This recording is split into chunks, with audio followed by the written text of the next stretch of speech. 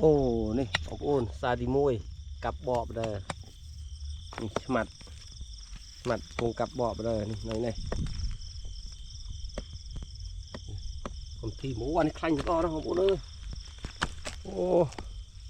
cái cua so cho nó khanh nó ngứa nhỉ đó là người tôi mới mặt không nổi. Ô mặt cái này hay 5 kg đây này. Ô các bạn spray biết rồi người tôi mới mặt này nổi chơi mà nó tao na bạt này cắt lưng ô mày nó rồi tôi bớt rồi nè liêng móc ở tay hai đây miền tôm miền tía ô nè ô sản tay tiết ban khơi ngồi lâu à không gặp bọ vào đây ngồi lâu rồi mà tô nó không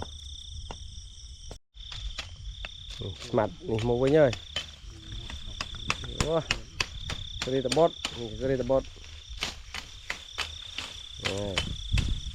ở dưới đây là tích ngồi lâu à bằng cô ô đuôi nè phồng phừng bật hèn tít ô phồng phừng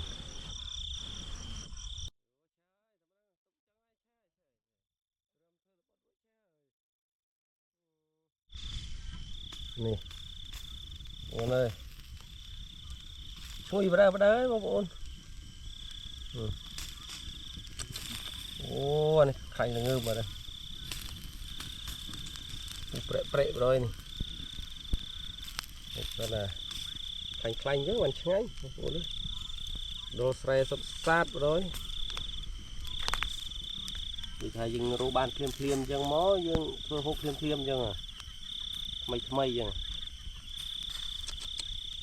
bị bọ rụi bờ ấy này anh ấy có cái ăn bờ này cái bọ rụi bờ cái này cái quỳ mờ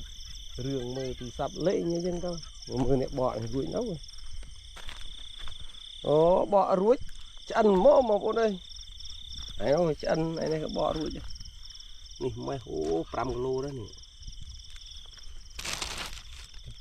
5 ơiទឹកទី1សាទី1ដល់សាទី2ចាំហូបរួចដល់សាទី2ទៀតទៅផ្ទះវិញអូmy god ចូលចិត្តមកវាលហ្នឹង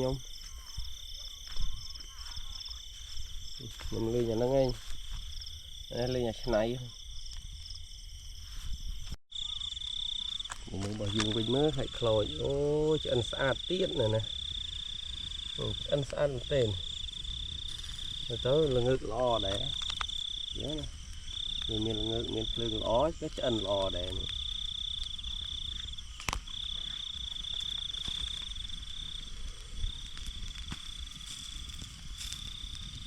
ើលនេះឆ្អិនអស់ហើយនេះរងចាំតែគេរួចយើងដៃយើងជើងហូបដល់នេះ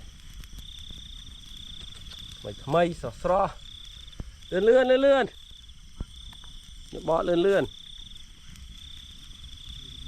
ឈ្ងុយơiហេវដល់នេះ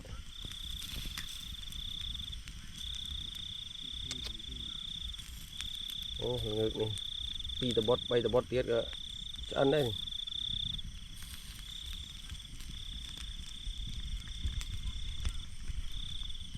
បានចាំគេសិនចាំបករួចចាំហូបទាំងអស់គ្នា